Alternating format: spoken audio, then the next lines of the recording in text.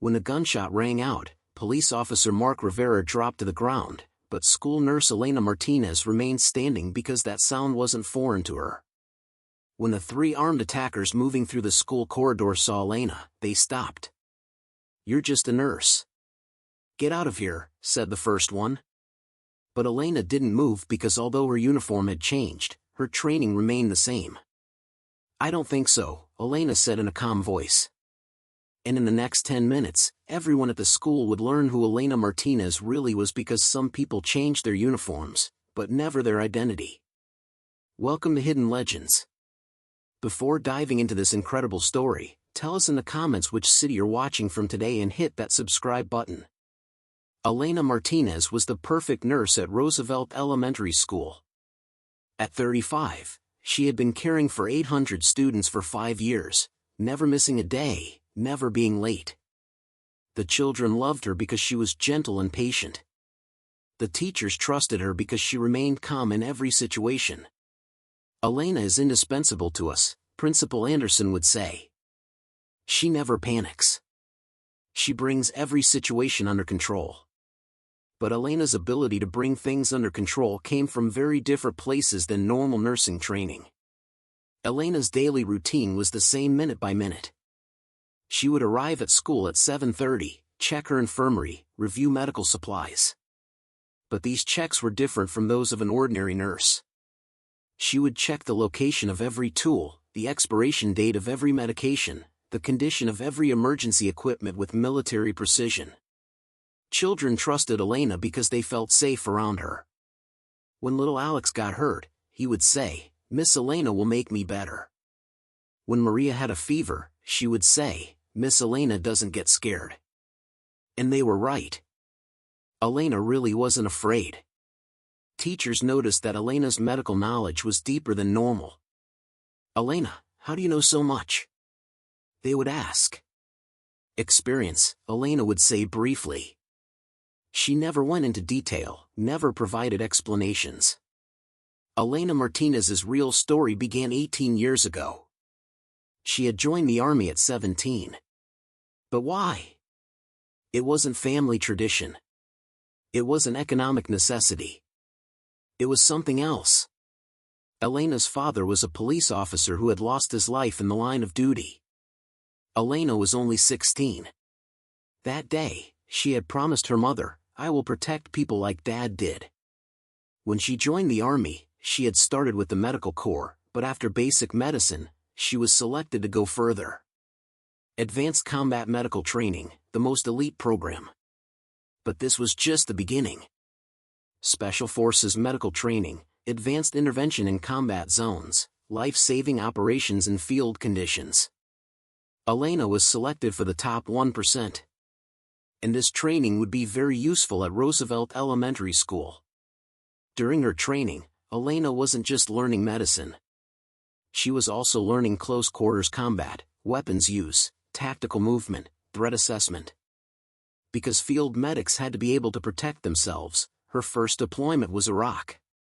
As a Special Forces medical specialist, stabilizing wounded soldiers in field conditions. But there was one day Elena could never forget. A civilian school near an American base had been attacked. Terrorists had stormed the building, taking teachers and children hostage. Elena had participated in the operation as part of the medical support team. During that operation, Elena had saved the lives of 23 children. But one child had been lost, a little 7-year-old boy. Elena had been too late trying to save him. That night, crying in her tent, she thought about that little boy's face. She had made a promise to herself. "No child will ever be harmed again. I will prevent this." Her second deployment was Syria. This time, medical support on the most dangerous missions.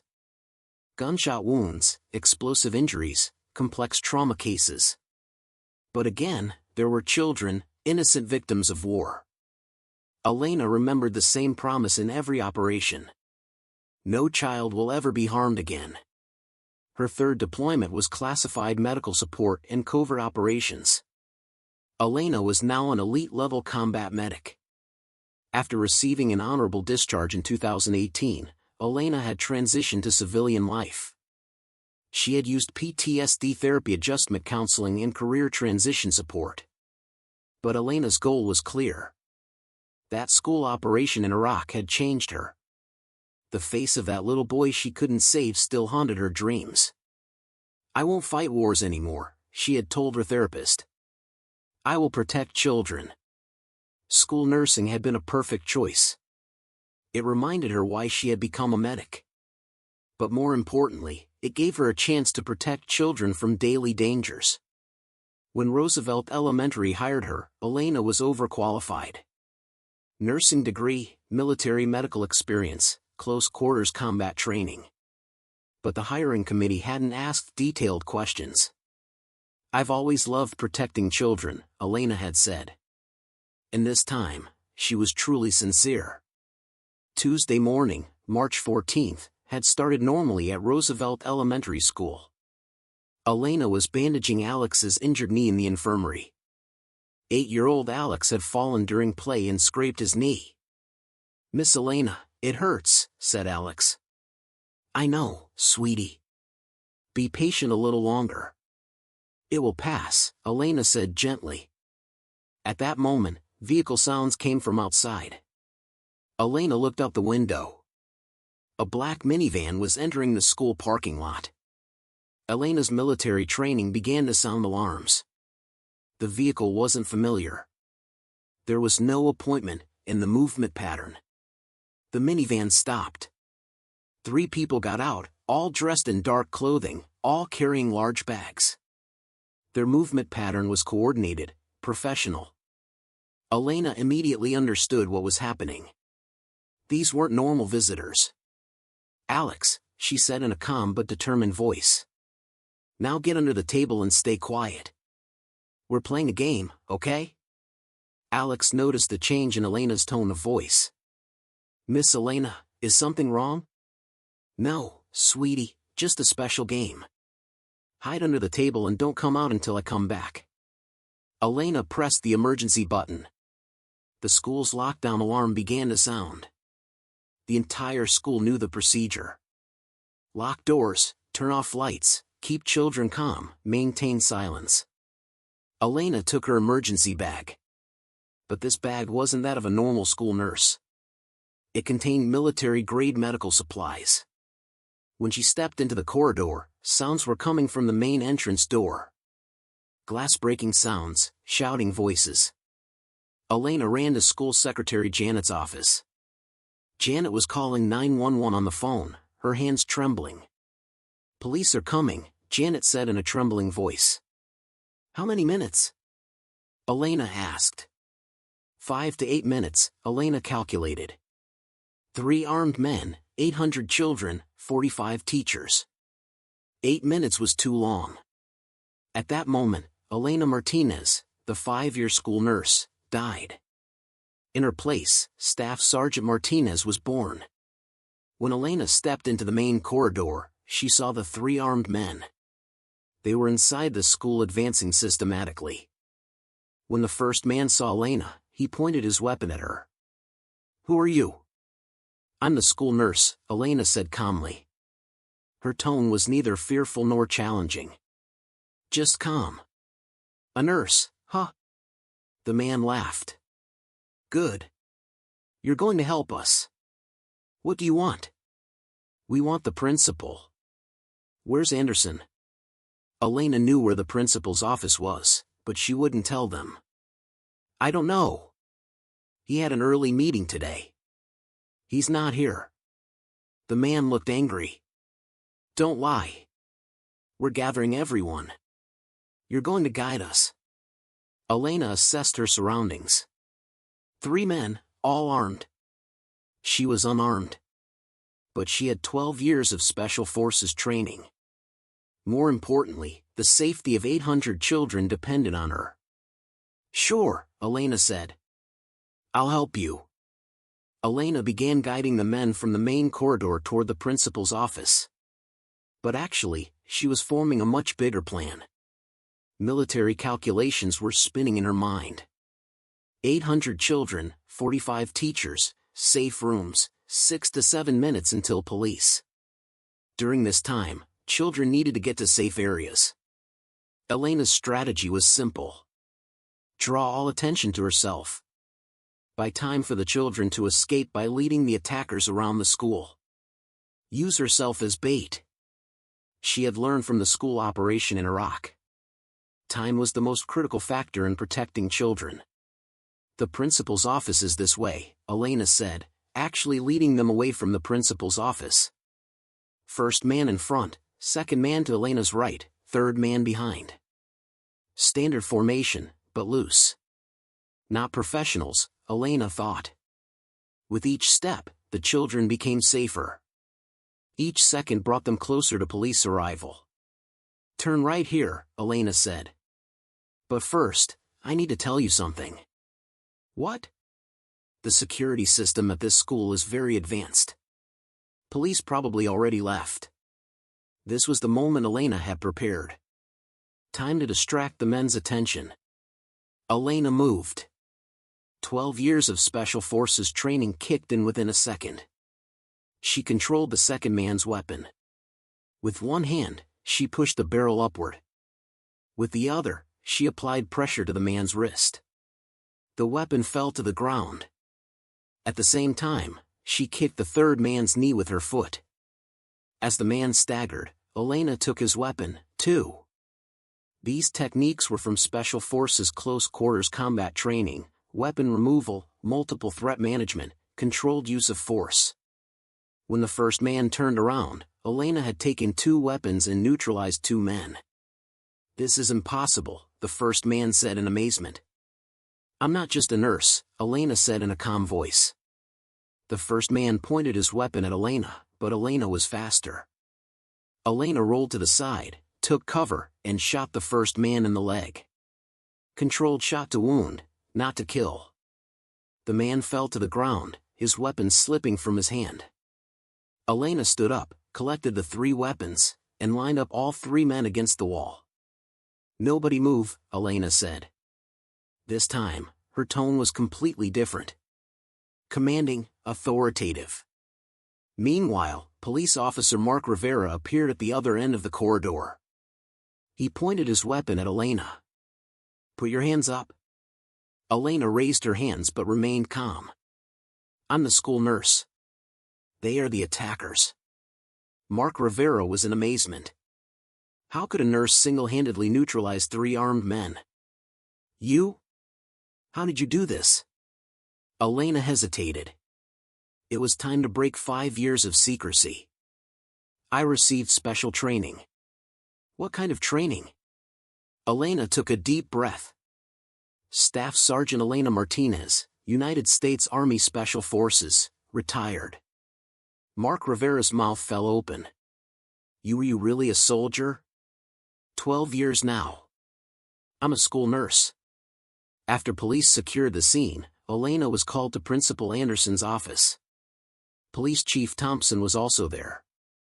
Elena, Anderson said, you did something incredible today. I just protected the children. No, Elena, this wasn't normal protection. This was professional military operation level. Police Chief Thompson directed his questions. Ms. Martinez, can we learn about your real background? Elena was silent for a long time. Then she began to speak. I served 12 years in the United States Army. I was a sergeant in Special Forces, 3 tours of duty, Iraq, Syria, classified operations. Anderson couldn't believe it. Why did you never tell us this? Because it wasn't necessary. I'm a nurse now.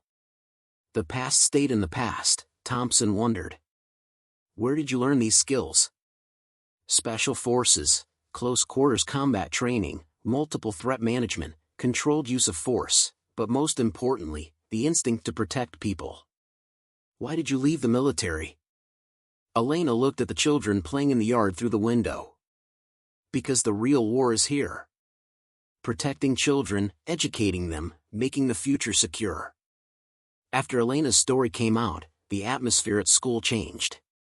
But Elena didn't change. Still the same nurse, still the same loving approach, still the same child-focused service. "Miss Elena," said 8-year-old Sophia. "Were you really a soldier?" "I used to be," Elena said. "Now I'm a nurse." "Why?" "Because I prefer helping children to fighting wars." "This is more beautiful." Teachers now looked at Elena differently. Teacher Diana said, "Elena, you're a hero." "No," Elena said, "I just did my job. We all protect children every day. I just use slightly different methods, that's all." Elena's story didn't stay only at Roosevelt Elementary. It also led to increased security measures at other schools. The school district appointed Elena as a security consultant. "Elena, would you train personnel at other schools?" "Sure, but I won't give military training. I'll give security awareness." Elena went to other schools on weekends, giving emergency training to personnel. "The goal isn't to fight," she would tell them. "The goal is to protect and buy time, to direct children to safe areas. The difference is huge." "But you fought." "Yes, but now I protect. This is much more meaningful." Elena's training program included developing situational awareness, improving emergency procedures, techniques for keeping children calm, communication protocols, basic security measures. Years passed. Elena's story was still being told, but she continued living as an ordinary school nurse. She began giving children basic safety education. "What do you do in a dangerous situation?" she would ask them. "We stay calm, ask adults for help, go to a safe place," the children would say. "Very good. And Miss Elena is always here to protect you." New teachers drew inspiration from Elena. "Elena, how are you so brave?" asked new teacher Rebecca. "Courage isn't innate, Rebecca. It comes with the right purpose and training." "What is the right purpose?" Elena looked at the children playing in the yard. "To protect them, to offer them a safe future, to love them." Elena was still working at Roosevelt Elementary School. The men who had attacked the school that day had been arrested, tried, and sentenced to many years in prison. Elena's greatest achievement was the sense of security she gave to children. "As long as Miss Elena is here, we're not afraid," said 10-year-old Carlos. "Why?" "Because she protects us. She always has. She always will." One day, Principal Anderson asked Elena, "Elena, do you ever regret it? Leaving your big military career?" Elena looked at the children in the yard. They were playing, laughing. They were safe. "No, Anderson. I protected my country for 12 years. Now I'm protecting my future." "The future?" Elena pointed to the children. "Them, they are our future, and protecting them is much more important than fighting." That evening as she left school, she looked at the playground in the yard. Tomorrow children would come again, play, feel safe, and Elena would protect them. Her uniform might be a white nurse's apron, but her heart still beat with the same mission. Elena's story isn't just a heroism story. It's also a story of second chances, starting over and finding true purpose. Because sometimes the greatest warriors leave the battlefield to create a world where children are safe. So I ask you, have you ever wondered about the extraordinary stories behind ordinary uniforms? The hidden heroes who serve silently, showing courage at unexpected moments. Share in the comments, because here at Hidden Legends, we believe that real heroes can be found in the most ordinary places. If this story touched you, share it, subscribe, and help these important stories continue. See you in the next legend. And remember, your child's school nurse might have skills you never knew about. Real heroes change their uniforms, but never their missions.